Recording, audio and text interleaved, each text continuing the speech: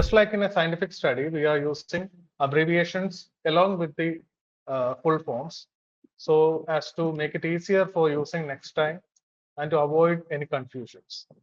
So this is the experiment part. So we can divide the entire screen into 3. So here I use the text tool to edit it. The first one is extraction. So that can be here.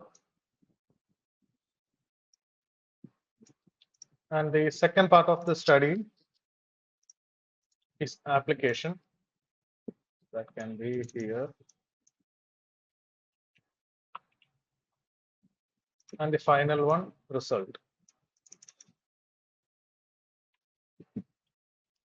So this will be the 3 parts of this graphical abstract.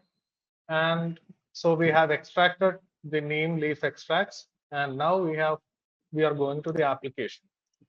So we applied it on tomato. So this is basically an illustration made in Adobe Illustrator. You can also use photographs, but illustrations gives a better feel to the visual abstract, and we can use different colors. But the color palette selected for this one is actually more into a natural side. I am choosing only green and blue. We don't choose a lot of colors because that can be a lot of confusions can arise because of that. So I am marking it as tomato plant, and this has to be in italics.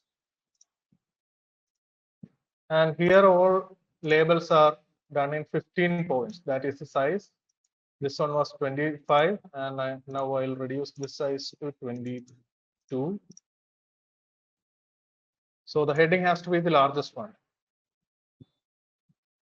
And this one is foliar spraying. That means we are spraying it onto the leaves of the plant.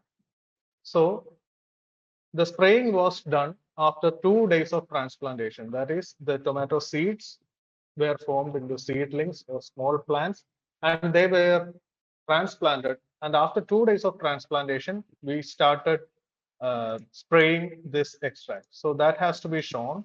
So for that, I am using a calendar. I'm placing the calendar here. So you can see here it is, the plant has been transplanted, and I'll mark that as day of transplantation.